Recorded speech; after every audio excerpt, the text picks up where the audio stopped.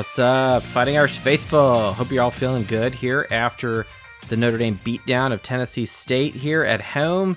Notre Dame returns from Ireland and does not disappointment. We are not on an Irish or Guinness hangover at all.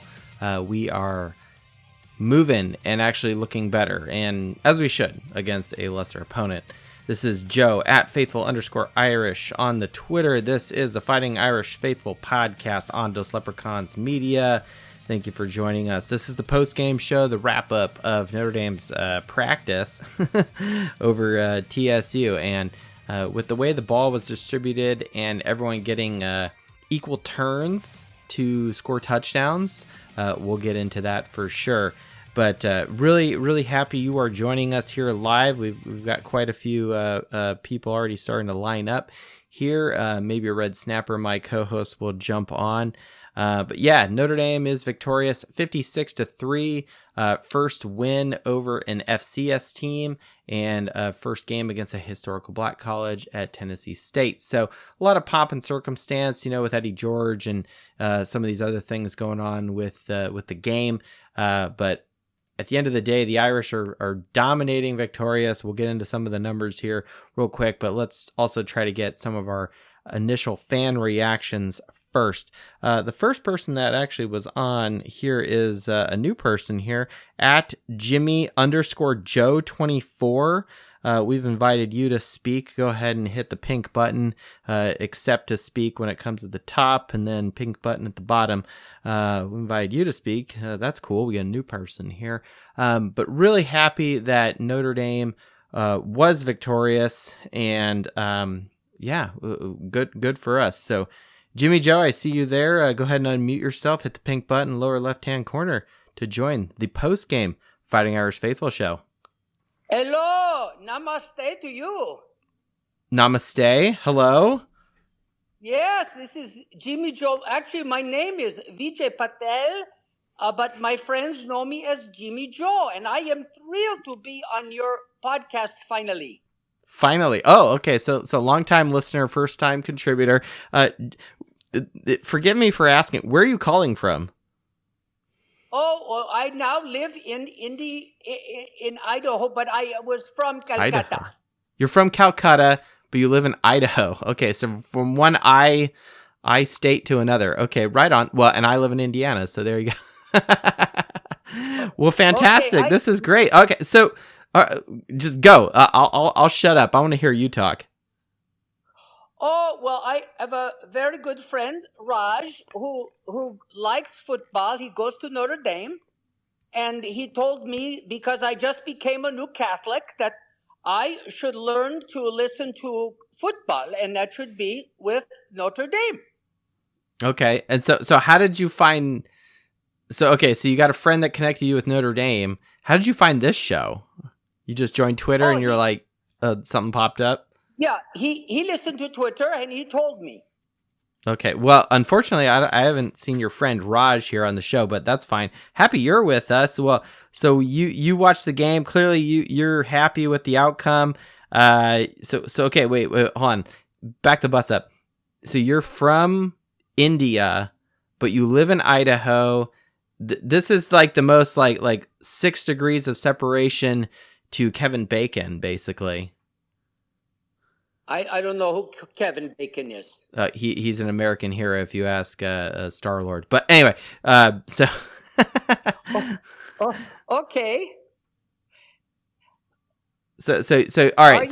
Did you watch the game, I assume? Mr. Joe, are you Irish? No, I am not Irish. I'm actually Polish, believe it or not. But we're all Irish at heart. Everyone who joins this show, or anyone who is Irish as far as supporting Notre Dame, we're all Irish at heart. That's why we're the Fighting Irish. So if you're a fan of Notre Dame, then technically you are too. Well, I don't understand, what is it about Irish and Notre Dame? Why are they called Irish, Fighting Irish? Ooh. Okay, so that's a great question. We've actually never... This is a good stump the host. So Notre Dame obviously is a Catholic university.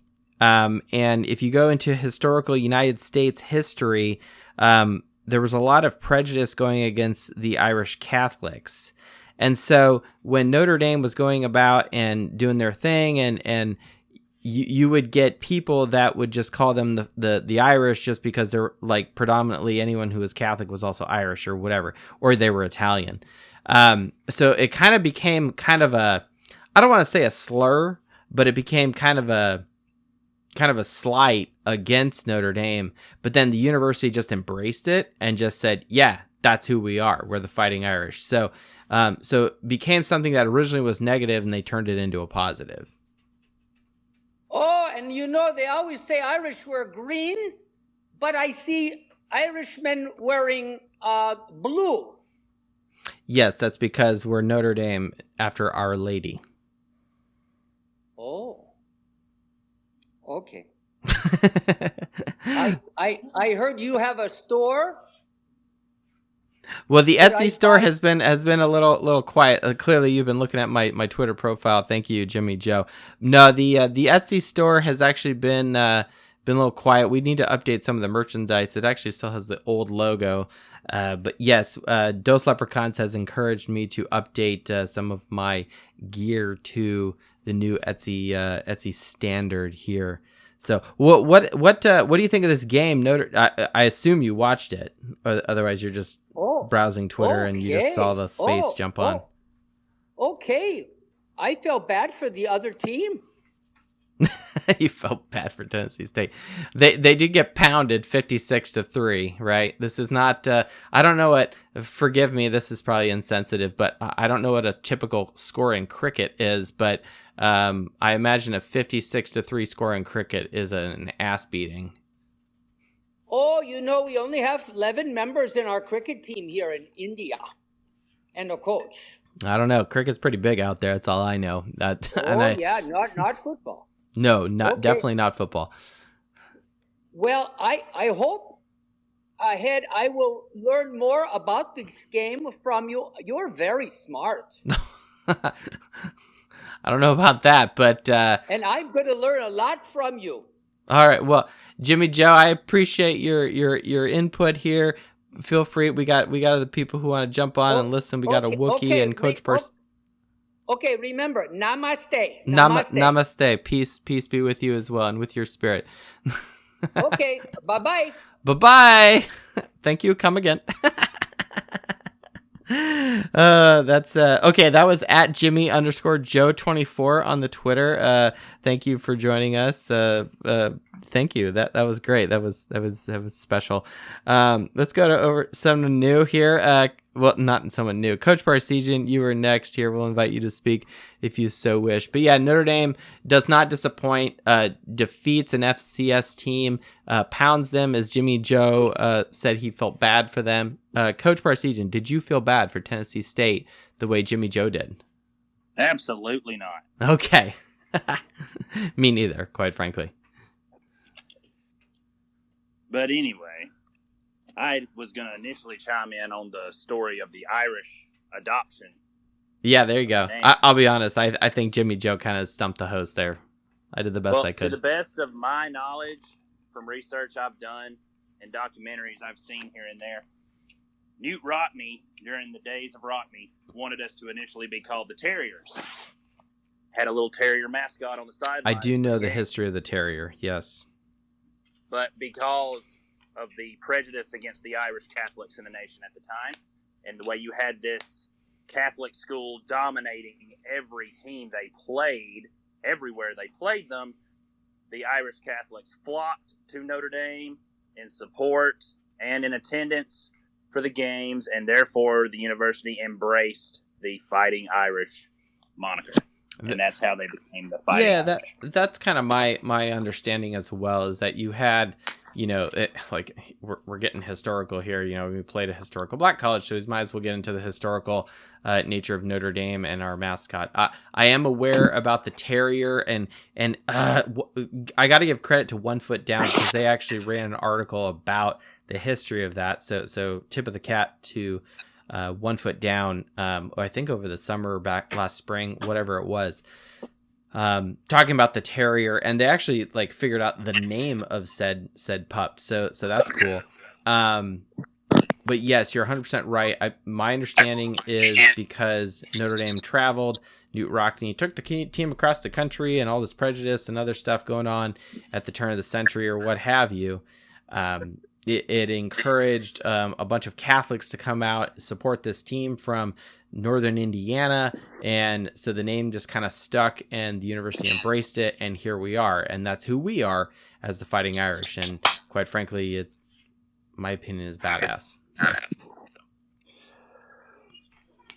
But however, the defense, even though it's only been 2 games, they're tied for first with Miami for some reason, and second behind only UAB. Does Miami still have the turnover chain? Is that what's helping Miami, or no? Probably. I don't know. I wonder if that was just a fad or a phase they went through. I remember when that was everyone kind of had their own turnover token, if I may. Yes. I was saying that we just needed a turnover shillelagh. Now, I did see at the end of the Navy game that Sam Hartman had a shillelagh, but I didn't see it on the sideline. But maybe that's because weapons, quote unquote, are not allowed in the stadium. So, take that for what it is. So. Probably so. That's fine. Well, Coach, so you don't feel bad that we pounded Tennessee State, because that is what it is. I mean, we scored 28 points in the second quarter. I mean, just like, okay, Well, it started off the way I was concerned it would start off, but by the second quarter, they got some things straightened out. Finally, thankfully. But that's how it's supposed to be when you play in FCS. Yeah. It's supposed to be a dominant, hit them when they're down, and while they're still down, just keep adding stats and running the score up. Yeah. Do what you have to do to make it look the way it's supposed to look. I agree, and I don't have the margins here, but like I look at other teams and other national champions that scored 56 or whatever points, got into the 50s. Georgia last year didn't do it against their non-Power 5 teams that they played, but in 2021 they scored 56 points against Charleston, Southern, and UAB respectively. LSU in 2019 beat Northwestern State 65-14. Alabama beat Mercer in 2017 56-0.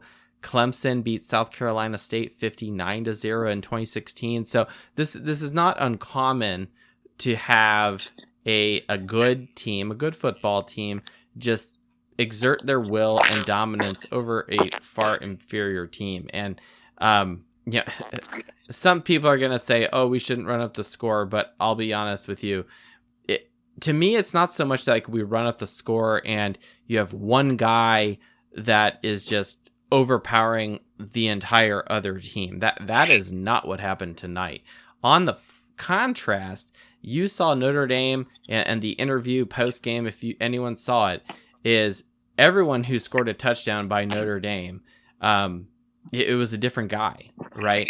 8 different people. 8 different people, including Hartman, who had his flip, jump, whatever you want to call it, over the goal line into the end zone, right? So Hartman gets a rushing touchdown, which is awesome. Estimate, Love, they both get 1. Then you got Price, who gets his first touchdown in Notre Dame Stadium. No, they didn't play the Price is Right theme, although that would have been tight if they did. But then, and it's NBC. Was Price is Right on NBC? I want to say it's CBS who does Price is Right. Oh, there's probably royalties and such. Yeah, they should just do it. And I'm one of those people that sometimes I feel Notre like, Dame can afford it. Well, my thought is just ask for forgiveness, not permission, right? Yeah. Don't play the current theme. Play the theme from like the 80s. Yes. Like that's not your theme. This should be public record now. As old as it is by now, I'm sure. Yeah. Here, I'll say this: play the theme. That was the theme in 1988, the last time Notre Dame won a title. I think that's respectable. Mm-hmm. I agree. So what else, Coach? What is there anything we can take away from this game, or just hey, get the reps, get the practice, so to speak, for our team, and hit the road and go out to NC State. Absolutely, but we can carry this with us. Even though they're little rinky-dink teams, Notre Dame has soundly taken care of business where Ohio State has struggled to do so. Yeah, I saw them not doing well against IU at the beginning, right? I mean, they won. Yeah, they were supposed to win, but it was a slow field goal fest for Ohio State. So, the Buckeyes aren't the Buckeyes this year, so it would seem. Yeah, I think they're they got to figure out their quarterback situation. They've kind of been relying on some greatness there and some. What's worse is it makes you wonder how have they lost to Michigan 2 years in a row, because Michigan's not that good either. That's interesting. I haven't broken down Michigan and observed them because why would I do that? I'd rather stab my eyes out with a spoon. But that got soundly thumped by 70-something points. That same team lost to Colorado today? Is that what you're saying? Yes. Well, and that same team will turn around and lost to Colorado in first-year head coach who basically gutted his entire program. That's an interesting point, and we don't want to turn this into the Colorado Deion Sanders show, but I will say this. I have purposely reserved my opinion about Colorado or even Deion Sanders as a whole with respect to, some of the stuff you hear, some of the things we read. And it's like, look, I'm not there. I'm not in the program, and we can read all this stuff. But at the end of the day, what matters is number one, is he treating his players okay, right? He's not abusing them or whatever, but because I do have issues with that. But is he, are they going to win? Are they successful? And now I will say they won the game, so that's good. And they won the game against the team that last year was in the national championship. Granted, they got thumped, as you pointed out. But, that team went far, did well, and, it is what it is. What is interesting is you've got a new coach from Jackson State, right? He comes over and, look, whether his quote-unquote system, whatever that is, doesn't jive with the current players, you hear that all the time. And I imagine that with social media and with the ability for players to transfer so easily now versus what it used to be, where you'd have to sit out for a year, what have you, most likely it's going to appear more volatile just based off of the nature of what college football is today versus what it used to be. That being said, I reserved all my opinions really about it to the point other than, I just don't really care that he went to Florida State historically. But other than that, I'm just like, well, okay, like we'll see how they do, in this era of transfer portal, NIL, conference realignment, pick your poison. They won. They went to someone else's house and they won. Okay. And they put up 45 points to win. Okay. So, you can't fake putting up 45 points, against a team that went to the title last year. And the way he berated a reporter in the post game, it was almost like, I've been here the whole time believing in my team. Do you believe now? Kept asking the guy, do you believe? And apparently the reporter still wasn't convinced. And he's just like, okay, next question. Yeah. And just completely bypassed. Well, and that seems typical of the typical, annoying coach speak where people are just going to be naysayers. But, like, I don't think he's wrong where it's like, look at the scoreboard, like that. What other result can I have other than, being the coach and giving a win for these players, That's my opinion there. Whether I like Deion Sanders or any of the other stuff, it quite frankly, I've kind of moved beyond that because it's just like, look, he won the game. He went to someone else's house and he won. And Fox is already, pumping the Colorado, I think, Nebraska game, for next week, So we'll see how it goes. I don't know. This is clearly not the Colorado show, but but it certainly is what is happening in college football. And, I would also be a fool because I've said that Notre Dame's next Shamrock Series, other than the game they're going to play at Wisconsin and Lambeau coming up in a few years, they need to get a Shamrock Series in Denver for all those people. Now, I'm promoting Boise personally just because I have a thing with the Broncos in the stadium where the Broncos actually play. That's the Denver Broncos. But if Colorado is doing well, and Notre Dame used to have a rivalry, and Colorado used to be good historically as a football team, I could see us playing Colorado. I don't think anyone would say that's a bad game or whatever. So who knows? I would be okay with Colorado. That's just me. I don't know. Yeah. I prefer Boise just because I like Boise, but hey, Colorado won. I was curious about that game, and I was flipping between that and the Purdue game at the before our game started. And as soon as Notre Dame was getting ready to start, I turned both off and went straight to NBC and didn't really pay attention to it other than what I saw in the ticker after that. Well, it will be interesting to see what happens in the future with the Shamrock Series, but we can both agree that we will be hate watching Brian Kelly tomorrow, hoping for a repeat of last year's. I know. Is it weird? Is that like we are cheering for Florida State as Notre Dame fans? I don't know. A rival of Notre Dame, but we're pulling hard for them when it comes to Brian Kelly. Yeah, I mean, it's not.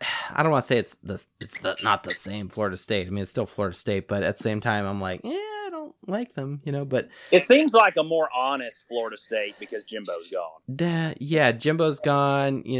I don't know. I mean, they still have the chop and all that. I mean, I guess it's a neutral site, but I don't know. Coach, who do you think is player of the game for Notre Dame? Good grief, there's so many. Exactly. That was kind of a trick question, right? Well, I'll tell you what, Angeli finally got a moment to shine in the sun. Give it to Angeli. There you go. Yeah, Angeli went 8 of 11 through 2 touchdowns there. Fantastic. I mean, how often does a backup perform like that? Get 2 touchdowns. Out of it? Yeah, absolutely. So I'm really happy to see him. And Minchie got in. He had two completions as well. So really nice to see our backups get in. I was really happy that Hartman was basically out of the game, at the beginning of the third quarter, which is quite frankly what it should be. And Greathouse got his connection there at the end. So I'm happy. I'm a happy Fighting Irish faithful person. He definitely is the first QB I've seen in a good long while that knows how to spread the ball around. Yeah, no, it's fantastic. And whether that's by design or if that's just like the nature of how things are happening, I think it's just experience. He knows what to do with the football. Yeah. No, I mean, you can see he's going through his progressions. He doesn't look panicked or frantic. And he knows when to pull it down and run and he went and he got a first down, and then I think it was in the first quarter he got a first down, but then as soon as he knew he had the first down, he went and did the slide thing, which is, I'm not going to argue with that. Like, your job is to get a first down, move the chains, right? If you're the running back, it's a different story. But when you're the quarterback, your job is to preserve yourself and to command the offense. And you slide, you get that first down. Great. Next play, you fight another day, and we got 1st and 10. I personally don't like the slide, but that's just me. Yeah, that's fine. Okay. Well, he could either do that or do the dive head first. You're wearing pads for a reason. Yeah, it's a avoid the hit thing, right? Yeah. I still wish one of those referees would have taken one to the knee at some point in time in the game. That was awful. That was awful. The targeting penalty how that can you was not call targeting. not even the crown of the helmet to the shoulder pad a targeting, but a crown of the helmet to almost the earpiece of our kick returner not a targeting? Yeah. Whatever. Yeah. Anyway. At least the call was the actual quote unquote targeting call was in the second quarter, so he'll be back. First quarter of this NC State game. So. It's just the ignorance of it. You had the guy on TV being like, "This is not a targeting," and then they call it a targeting, and it's just like, What game are you guys watching? What game are you watching? I agree. Couldn't agree more. Well, Coach, we are stacked on people. We're gonna jump over. Thank you so much. I appreciate you jumping on again. The post game show, Coach Barsegian on the Twitter at Coach Barsegian. Thank you so much, and go Irish. Go Irish. Go Irish. We are the Fighting Irish. All right. I see Wookie is on here. At Wookie4ND. Finally changed his Twitter handle back to where it rightfully deserves. Welcome back, Wookie. Hey, it's great to be back on Notre Dame football weekend. Oh my God, it's been a week. It has been. We survived Hurricane Idalia. House is secure and everything. We had to relocate, and I came back in time for a Notre Dame game where we scored 56-3. Granted, on TSU, but there were some things that I did not like in that first kind of series or two. But we came around and made adjustments, and we came out unreal. Yeah, I agree that the first quarter wasn't as fluid as I would expect per se. I mean, if I just do a straight up comparison, we had 14, then 14 points in the Navy game last week, but then we had 7, but then 28 in the second quarter. So clearly we hit our stride. Now what's interesting is Tennessee State got a field goal right off the bat, right? But then we're blanked rest of the game. And I think what I think made the first quarter a little sketchy per se was maybe the hit that resulted in a fumble by Notre Dame on the assuming kickoff. Yeah. So I feel bad for us, but at the same time, to have the defense and specifically the special teams block the field goal, I thought was a great response for Notre Dame. And from that point on, and I'm not saying like that's the reason why Notre Dame won, but it certainly doesn't hurt, right? Turning point. It's a turning point. Yeah, that was a turning point. As soon as I saw that block, I'm like, oh man, here we go. We're about to score. My best friend who I'm a roommate with, she's like, you need to calm down. Like, it's football. It doesn't have to calm down. What are you talking about? They missed a field goal. Exactly. Well, and then from there on out. Do you know how many sandbags I laid down?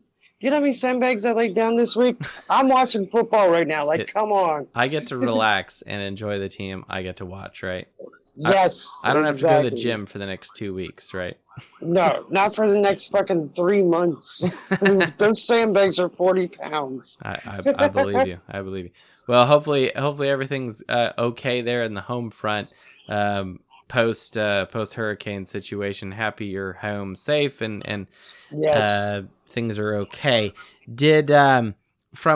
What's your thought of Notre Dame on offense distributing the ball very equally as far as productivity of our offense? I mean, let's face it, not one person had more than one touchdown attributed to them. I love what Freeman is doing, spreading the offense out. And can we just say, I'm from Cincinnati.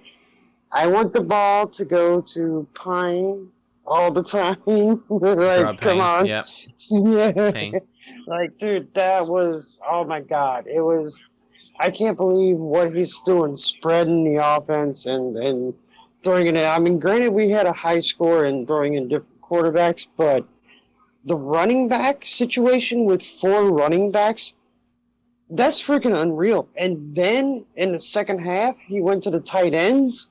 Like, whoa. Freeman's making my head turn. Like, whoa, you're going here. Brian Kelly, you knew what he was going to do. You absolutely knew. With Freeman, it's a tosser. Well, and that's what you would expect out of a good football team against an inferior opponent, right? We don't have to, go to the security blanket of the tight end like we used to under the, the Weiss of the Kelly years. We don't have to rely on the likes of Will Fuller to bail us out at the end of the game against Virginia. We're out there, we're clicking, we're moving the ball at will. Granted, this is an inferior opponent with, far inferior talent inferior talent. I mean, hell, we talked about this on the show on Tuesday, which if no one caught our show on Tuesday, it was actually a lot more lively than what I thought it would be. I was expecting kind of just a, okay, snooze, we're playing Tennessee State. And actually, we had some legit conversation about the quote-unquote magnitude of the game, or what does it mean, and dispelling some rumors and some of these other things. And it's like, at the end of the day, look, just play football. At the end of the day, just win football games. But we also shouldn't ignore the fact that this is the worst team probably Notre Dame's, can I say they've ever played? Can I go on that limb? I mean, Tennessee State's recruiting is not good. It's 173rd on average over the last 4 years. I mean, put in perspective, Navy is 125. Okay, whoa. We're talking 50 teams difference here. Notre Dame right now is averaging 11.5 over the last 4 years. So, I mean, there's a little bit of a delta there, right? Yeah, there is a little bit of a delta there, and we got. I'm gonna be probably the 15,000 Irish fan to say this, but we got lucky getting Sam Hartman. I mean, that guy can just see the ball, throw the ball, just do everything in the pocket, and all that, and not to mention, he's got one hell of a beard. Yeah. That's a funny story. There's two things. We'll get back to the beard comment. You say we're lucky to have him, and I'm not saying you're wrong. What I feel is that we're blessed to have Sam Hartman. Yeah. Because he didn't just if he wanted to transfer out of Wake Forest, he could have picked a lot of teams. He could have gone to Alabama. There's 3 top teams. Yeah, he could have gone to Alabama. I think he could have gone to Georgia. He could have gone to LSU. Georgia, yeah. He decided to go up to Notre Dame, and I think a lot of that has to do with "quote unquote" recruiting, so to speak, by Coach Freeman. I'm not into the inner circle on what exactly that means or how exactly that played out. However, he had to make a decision, and someone had to say, "Here, come over here to Notre Dame." Now, whether that's a picture of Father Ted in arm in arm with Martin Luther King in La Fortune while you're ordering a Subway, or if that's his dad drinking a cup of Coke while he scored his what's first up with that touchdown, right? His dad looks like he's just hydrating there. He's just like, okay. He's like, yeah, I know. Oh, my son scored again. Okay, yeah. like that's what's up. How you doing? Yeah, no reaction, certainly no. But the mom. Mom was all over it. NBC's doing the right job right there. You're 100% right. So are you saying that Hartman should be the toast of the night? I don't know. I think that there's 10. Was it 10 players that scored a touchdown, including Hartman? 8, including the Hartman. We should toast 8. All right, toast 8 times. That's a lot of 8 whiskey. times. That's a lot of Glenlivet here.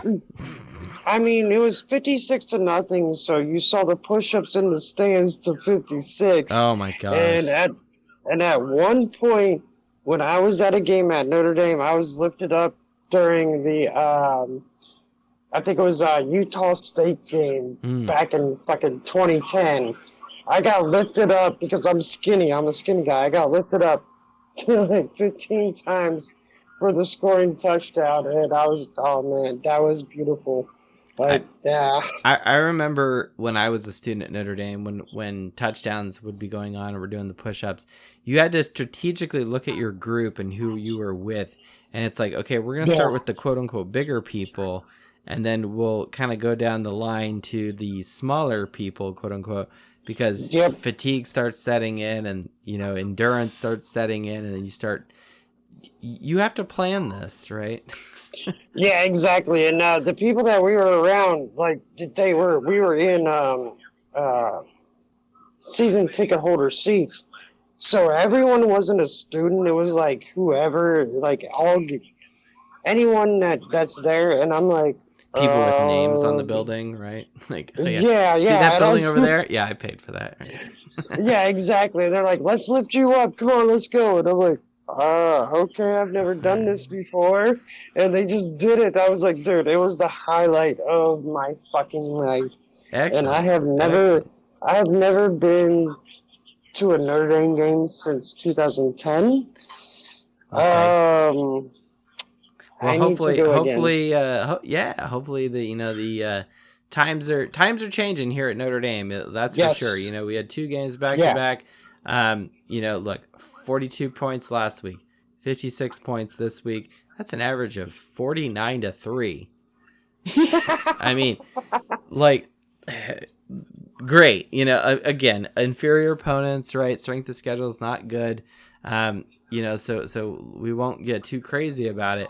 But what I will say is, look, this is what you're supposed to do. I'm very mellow about this game. I'm not going to be like, yeah, go Irish, and dress up like a leprechaun and do a jig in the kitchen here. I mean, right. I'm happy with the win. Don't get me wrong, but at the same time, I'm also reserved because it's like we number one expect this to happen with like let's change it this way. Think of it this way: if Drew Pine was our quarterback or Tommy Reese or whatever, and we put up 56 points, that's a different story. Okay, but if you've got a experienced quarterback, someone like Sam Hartman, who we're blessed to have, we expect to put up a lot of points, expect to do this against Tennessee State, unfortunately a team with inferior talent, but at the same time, we expect us to dominate this other team. So I'm not going to pop champagne corks and get crazy about it. Now, if someone wants to celebrate and get awesome about that, go for it. I'm not going to tell them, no, you're an idiot and you're disproportionate in your celebration. I'm not going to say that. But what I will say is, like, look, I expect Notre Dame to do this. Like, I'm not going to say I'd be disappointed, but I would be disappointed if we didn't win by at least 35 points. Yeah, it's definitely a not so much as a blowout win. It's more like the team coming together and getting everything that we need to do, and then knowing our weaknesses and then building on the weaknesses. Like this game, I love Notre Dame being independent because we can play anybody, whoever we want to, anytime. Sure. And this game right here just proves that we have a little bit of something to work on. Oh, sure. But not much. Yeah. Thank God Brian Kelly wasn't our coach today. Oh, yeah. Yeah, no doubt. My God. Thank God for that. But I'm so excited. I'd be curious if Brian Kelly would still be our coach and this game would actually even happen. But that's a conversation, for another time. So I don't know. He wouldn't have done the four running backs. He wouldn't have done it. That is 100% right. I think the distribution of the ball is fantastic, and and maybe it's a function of the offense that we're trying to quote unquote find the hot hand. Or do we even need to, because everyone's engaged and everyone's playing hard and everyone gets a turn and everyone's happy, maybe this is a function of eliminating any ego. We're all in this together, everyone polling at the same time type of thing. Use whatever metaphor you want. Look, Notre Dame ends up with a victory and has a yards per point of 9.9. 9.9? Yeah. Wow. When it's under 10, it's good. Last week it was 10.6. National champions on average are 11.8. So. Oh, okay. So. Wow, that's amazing. And you would expect that against an inferior opponent, which is good. So. So when we play our first Power 5 team at NC State next week, we'll see where we go, and it's on the road. We'll see what happens. I mean, the good news is that Sam Hartman has played NC State before, so. Right, exactly. And I'm kind of nervously excited about next week because, that's our first test. But, as I said, I'm from Cincinnati and I love Notre Dame. I love my Reds. I love everything about Ohio except Ohio State. But I just want to throw in there one time. They, what the fuck was up with Ohio State today? It's like halftime, or it might have been third quarter. I don't know. I have a buddy who's an Ohio State Buckeye guy, and respect to Ohio State, right? They have been kings of the Respect. Midwest for a long time. But what I will say is he's like, what the heck is going on? And I'm like, I'm an IU person here because of the doc, right? And I'm like, oh, and I'm like, I was very honest with him. I said, honestly, I'm not even watching this game, dude, because I'm watching Notre Dame. They're playing at the same time, so I have no idea what's happening with Right. Ohio State. I expect them to beat IU, but they're not pounding them, and that's one of those things where I'm not saying we're licking our chops, and it'd be interesting. No. This is Ohio State's first game, right? We have been fortunate to play two. Against two inferior teams and make them glorified practices. They're at least actually playing a Power 5 team. Grant, it's IU, but they're playing a Power 5 team that, at times can get chippy, and Ohio State can't go to sleep. So if it's going to take them a while to get into a groove as they begin their season, I wouldn't be surprised with that either. Yeah, exactly. I think that was just like first game cobwebs and everything, but I have a lot of Cincinnati. I'm a big Cincinnati Reds fan, and I have a lot of Ohio State people on my thing. They're like, "Why the hell are you a Notre Dame fan?" And I'm like, because it was what I was brought up with. That's right. My dad long story, the short story. My dad graduated from UC, but he also watched Notre Dame. I went with the latter because, Notre Dame won more. Yeah. It's simple. Right. That's right. Excellent. Well, Wookie, I really appreciate you jumping back on. Welcome back to the show. I'm glad you're back home after the hurricane threat there. Glad everything is good there on the home front. Thank you for joining the Fighting Irish Faithful show at Wookie4ND on the Twitter. Thank you so much for joining us. We'll jump over to Regisan. Always a pleasure. Thank you. Absolutely. And go Irish. Regisan, you've been invited to speak. Regisan42, if you so wish. If not, we'll jump over to Jay. I think there's a lot of good things that we can take away from this football game. Anything from how the offense were distributing the ball. Some of the stats that really jumped off the page was the yard points piece. Notre Dame ended up with 557 total yards, 221 on the ground, 336 in the air. Again, all three of those numbers better than national champion average. Again, we expect that, but that's a good thing, right? We expect to do better than national champion average when you play an inferior team, and we did that. So congratulations, hooray. This is what we're supposed to do. Now, we did have a turnover, which is unfortunate, but we're still +1 on the turnover battle. And again, the pick six there, was really, really nice to see our defense come through with a pick six. And really a dumb throw by Tennessee State. But at the end of the day, hey, it's great. And then the last thing I want to get, and then we'll jump over to Regisan or Jay here, is third down percentage. Notre Dame was 9 of 11 at third down, whereas Tennessee State was 4 of 14. So we improve on third down even over last week. And we were 70% on all of our drives. We again scored touchdown drives on our first 5 drives, and I'm conveniently eliminating the special teams fumble from that. If you want to count that, then okay, fine, we're 5 of 6, but that's technically a special teams play. But hey, Notre Dame, again, every time the offense is on the field and you score touchdowns in your first 5 drives, that's good. And that's exactly what happened last week. Last week we scored touchdowns on our first 5 drives as well. All right, Regisan, you invited to speak. If you want to just listen, that's cool. No big deal. Otherwise, we'll jump over to Jay here. At Pello Jace, welcome back to the United States of America from the Republic of Ireland. And if you want to jump on and join the show, Welcome back. Howdy, howdy. Howdy.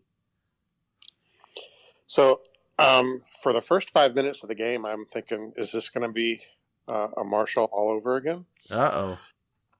And then the team settled down and actually, did what I expected them to do. My biggest observation is Blake Fisher did not have a great game for who they were playing against, right? I think he let too many of the defenders by him, and I think it showed when Hartman had to scramble a couple of times. It was from that side. I mean, it did take us 10 plays to get our first touchdown. Are you saying it's like 5 plays too many, or because I mean we were faced with third down twice. Yeah, I mean, really, with the opponent that we had, the first thing is they definitely out hustled us at the beginning of the game, but I think that we should have actually played better against them at the beginning of the game, and we didn't. So a little concerning, but I mean, they had just flown back from Ireland, which was a nice 8.5-hour flight. Yeah, and a shorter week because of that. Because I mean, I know I was tired. Sure. So I can just imagine how they were, even though they're young kids who can bounce back a lot quicker.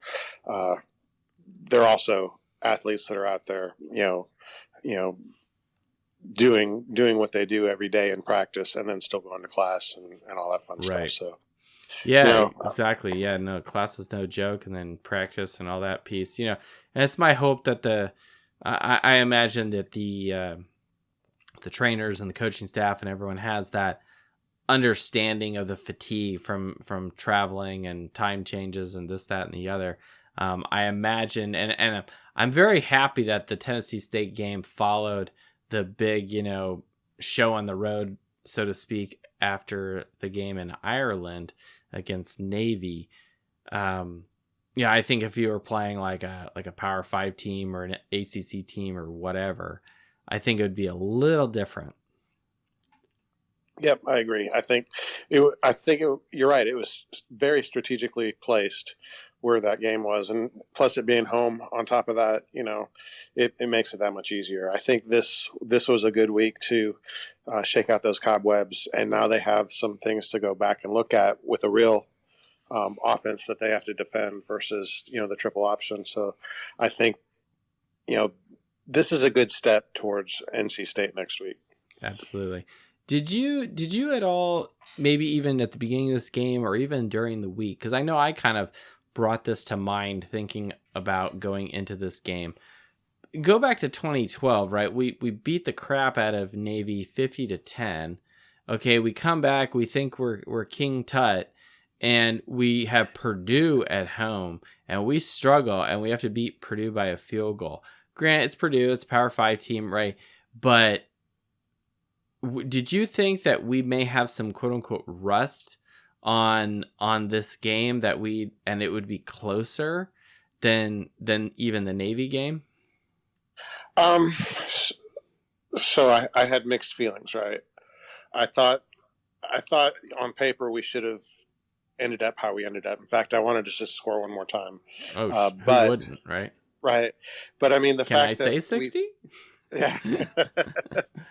The fact that we played Angeli and he scored 2 touchdowns, and the fact that we got Minchie in there, and he didn't. I mean, he had a couple of series, but still, how many times did you get your QB3 in for a couple of series during the game? Yeah. So very, very pleased to see those reps come, because you can't mimic that in practice no matter how you try. But I was a little concerned just because of the fact that we were coming back from a game that was overseas, and it was, and it was it was not a Power 5 team, right? Mm-hmm. It's a team that we were expected to win. So I thought maybe the attitude, even if it's not in the forefront, I think maybe, deep down, everybody's like, well, yeah, we can beat them. We're going to beat them. So maybe they didn't come out with as much intention at the beginning of the game. Well, maybe this is a function of the coaching staff and just kind of their ability to focus. I mean, I imagine the coaches are fatigued as well, right? They want to do a little bit of sightseeing and enjoy some of the bits of Ireland, but at the same time, it's like, look, it's a short week, it's a long flight back, and you got to get back to work, and you got to prepare for the next team and the game after, and it's the beginning of the season. It's a long season. Here we are, one thing that's interesting is Notre Dame started their first football game of the entire college football season. And, so they're in week 2. Well, mostly everybody else is starting week 1. Right. So most other teams are fresh or rusty, however you want to describe it. And then you got Notre Dame, who's, okay, we played a game against Navy. Okay, so we may be, the typical Navy hangover or bang up or however you want to describe that, coupled with a game overseas and then the potential attitude or mental fog or whatever playing against an inferior TSU team. It looked like, and I agree with you, it wasn't fluid. It wasn't... The defense wasn't getting good stops. Some of their first steps and some of their reads weren't the best. If Kevin Davis was on, he would probably break down, very more particulars about the X's and the O's, which, we'll probably do on the Tuesday show. But right now, just look at the scoreboard, right? The fog was not there, right? 28 points in the second quarter. Clearly, okay, if we were rusty in one quarter, fine. But we came back with a vengeance in that second quarter. Yeah, and I think that's a good sign for upcoming games too, as far as being able to take adversity like we saw in that first quarter and then adjust and be able to come back and play to potential. Absolutely. No, I'm happy with how Notre Dame succeeded tonight. Succeeded, running the football, passing the football. I mean, between the last 2 games, 191 yards on the ground last week, 221 yards today we're averaging 206 yards on the ground. I'm a happy camper. I'm a happy Fighting Irish faithful. Hashtag RTDB cup overfloweth. At one point I'm kind of like, it kind of almost looked like the passing just was a little rusty or just wasn't there, or Hartman scrambling a bit too much. I'm like, look, just run the ball, right? Like, you don't have to get crazy with it. And Parker had a really good play call. It was right after we got a third down, and check my Twitter timeline here. We got a big third down, and then we threw a passing touchdown right after that. Boom. It was fantastic. So check me out at faithful_Irish on Twitter. I just have a big reactionary rant there to that sort of thing. But no, look, what can we say is bad about this game, right, Jay? Right. Yeah. No, you can't really say anything bad. It's too hot. I don't know. I can nitpick. I could go back and nitpick, but I mean, you can't complain too much about the results. And it got some second string, third string players out there in the game to get some reps. Because that's the only way you're going to be able to, in the future, come in if you need to. So, I mean, I'm pleased with it. I'm happy with the outcome. Outside of my little nitpicking, which that's what a fan's going to do. Sure, is nitpick. Well, I don't think you're unjustified to pick nits, or I'm not really sure what the verb is there, but but at the same time, this is what we do as fans, and what a great place to be. We're trying to figure out the crossing of the I's and dotting of the T's right now. We're trying to verify how can we make this team better, and that what a departure that's been from the last years. Now, we shouldn't, do the two-handed fist pump, in the air, here, kind of thing, just because we've played 2 games against 2 inferior teams. Like, look, we got NC State, okay, a Power 5 team, right? But they're not Clemson. Okay, Right. they're not Florida State. I don't even know where they are recruiting wise, right? We haven't even started that research yet for our opponent. We'll do that for Tuesday. But, and then you got Central Michigan, right? Which at one point looked like they were giving Sparty a run for their money. But then, of course, Sparty finally returns and wakes up and decides to play football and then, puts them away. If we assume that Notre Dame handles their business in these first 4 games, as they should, we'll be undefeated going against Ohio State. And yes, we're projecting and looking out to Ohio State. But why shouldn't we, right? When you come off 2 big wins, the way we just did, big wins in the sense of points on the scoreboard, and limiting our opponent to 3 points, period, 0 touchdowns. This team has not allowed a touchdown for either team. Okay, especially against Navy. Man, that's really good. Yeah, I agree. Their defense is playing a lot better this year. I mean, granted, they're opponents, but I mean, like you said, especially against Navy, right? You just don't know how you're going to be able to defend that. And I think we were lucky that they were the first game of the season, so that you could coach to that, during camp. And be prepared for it. And I think it showed a little bit. Well, and then you just game. kind of get it over with. Navy does this kind of niche thing that very few teams do. And it's like just take care of it, get it over with, and move on to quote unquote regular teams. Yep. And I think it showed a little bit this game too, because I think that they were so well prepared for Navy that, when they go up against a regular offense, they had a couple of read issues. But I think that this was a good game to have going into NC State. Yeah, no doubt. Well, I one real quick question here. This is kind of more of so we're talking about productivity and offense and things. Since the defense has only allowed 3 points for both Navy and Tennessee State, truth or lie here, or just kind of pop quiz here, who had more total yards, Tennessee State or Navy? Oh, wow. So I'm going to say Navy only because I think Tennessee State, while they started out the game, with the nice drive, I think that was it. So I'm going to have to say Navy. You would be correct, barely by, what is it? Not even 20 more yards. 15 more yards. Navy had 171 total yards versus Tennessee State's 156. And 55 of those were the first drive. Yeah, for Tennessee State. Yeah, that's right. Exactly. Well, and the thing is, if you look at the trends, Grant, there's 2 games, right? So it's always linear, but we allow Navy to do 171 yards to our 444. Then we improve to 557. Again, it's at home, and again, against an inferior team, so you'd expect that. But Tennessee State drops to 156. So the things that should happen, I'm going to keep emphasizing this, did happen in this game.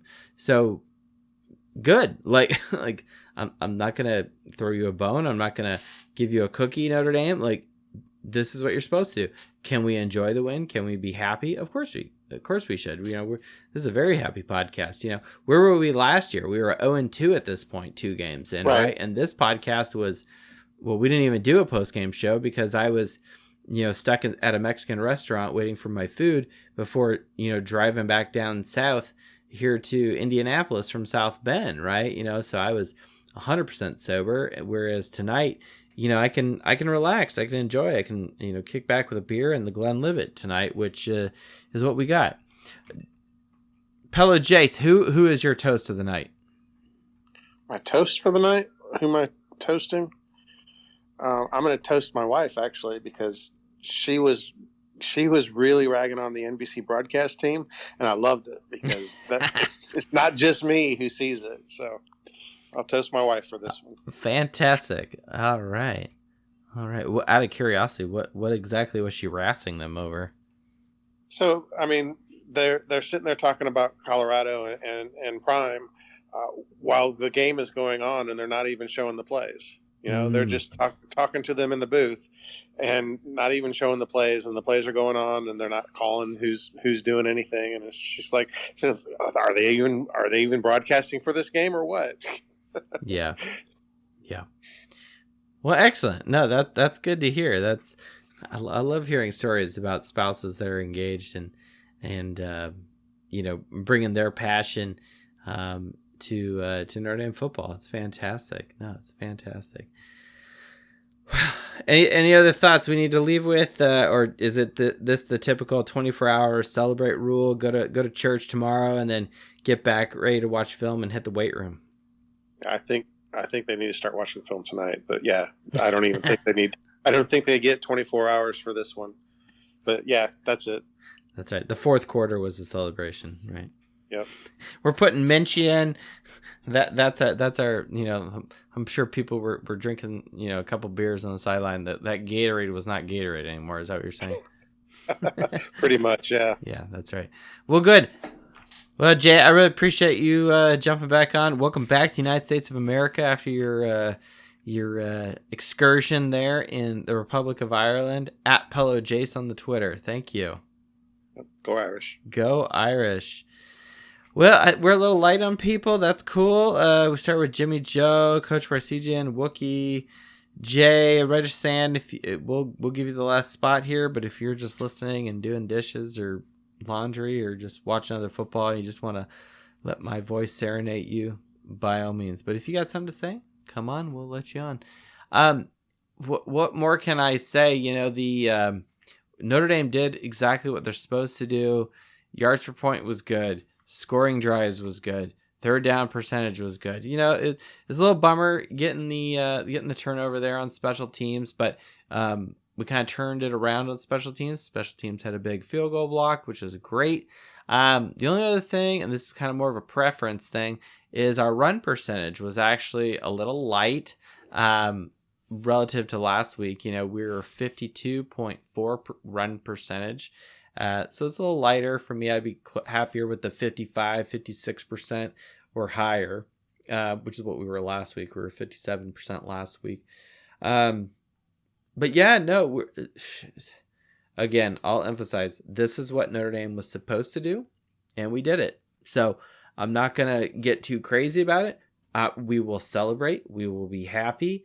But I will temper my expectations with who the opponent is, where this team is, and look, this is just 2 games against 2 teams that, and we said this on Tuesday, it doesn't matter if this was Ball State or New Mexico or Colorado State or Tennessee State. We still get the win. We still get the 2 wins, and at the end of the day, quote unquote, no one will care, quote unquote, who it is that we pounded into the dirt, which is what we did. Well, I guess it's turf. It's not actually dirt anymore, but there's dirt under the turf. But yeah, no, Notre Dame is victorious. Notre Dame does the right thing, does the expected thing, and it's very difficult to pick nits or however we want to describe this. So I'm a happy camper. I'm a happy Fighting Irish faithful. There's very, very little that what can we say? What more can we say that we don't like? So we'll leave it at that. No one else is jumping on. No one else wants to say anything. And yeah, go Irish. We'll be here on Tuesday. This is the Fighting Irish Faithful show. Oh, unless Dr. Abby is jumping on here right at the end, right at the 11th hour. Dr. Abby, if you want to jump on, we'll throw you an invite here. If not, do nothing. 'Cause otherwise, we'll shut the show down. We're about to hit the closing tune here. But if you want to speak, by all means, jump on. Nope, I won't keep us around any longer than we have to. We'll go a whole half hour. If you've got a whole page of notes that you want to get into, Doctor, by all means.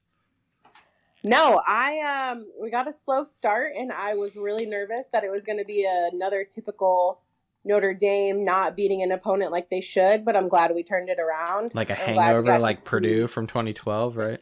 Yeah. I'm glad we got to see Angeli and Minchie. So overall, I am excited to see some more positives carry into next week and just see this team continue to grow. Absolutely. Now, you weren't at the game, were you? No, I was not. Okay, so you're like me. You're watching from your couch. You're enjoying. You also were at the game in Ireland, right? Yes. Fantastic. I bet that was a treat. That's for sure.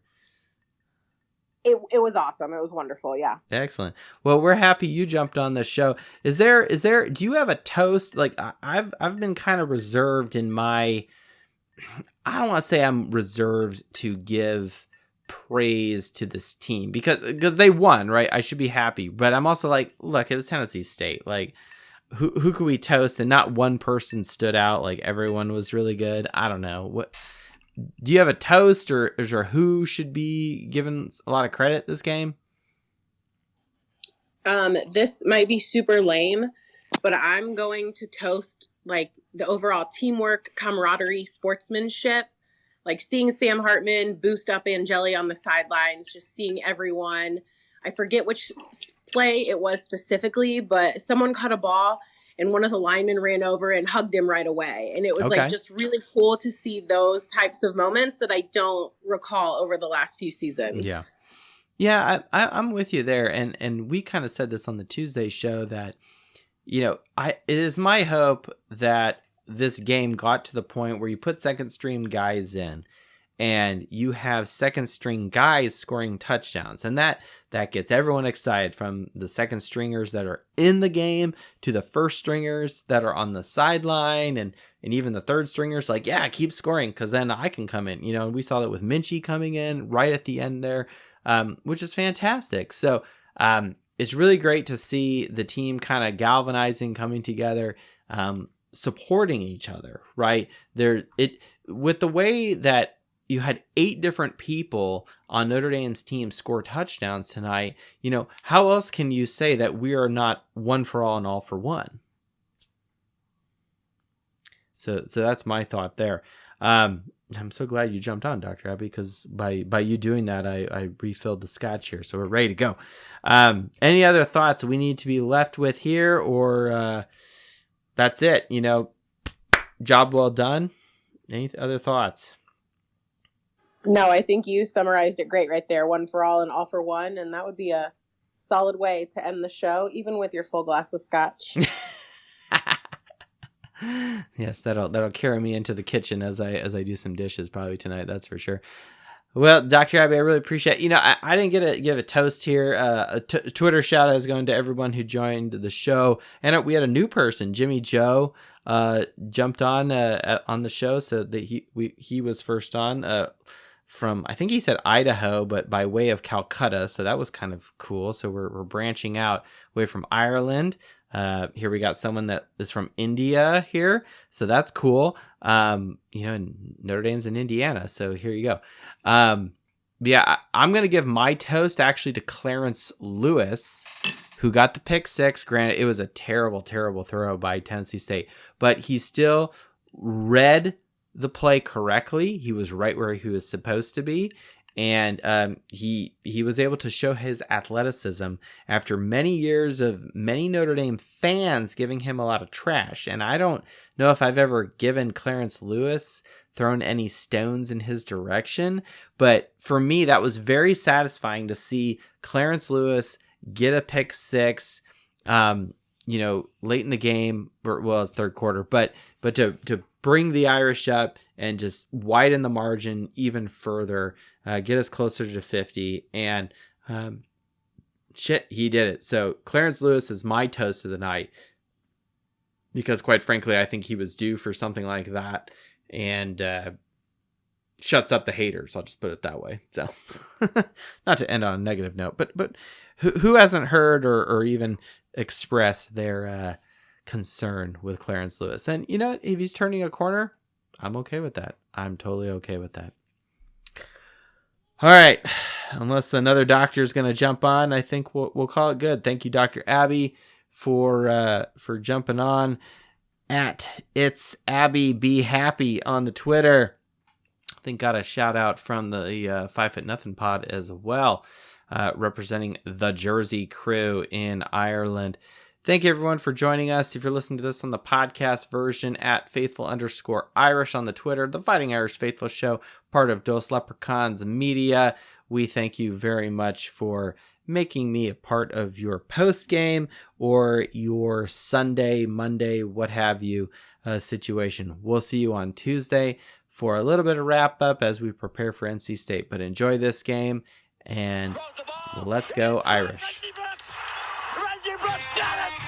Two-pointer, and Notre Dame is out in front, 17-16. Lost the ball. The pass is batted down. It's batted down by Carroll. It's caught by Samoza. Inside the 20, inside the 10. He's going in. Notre Dame has scored. Dawson throws. Open receiver in the end zone. Touchdown.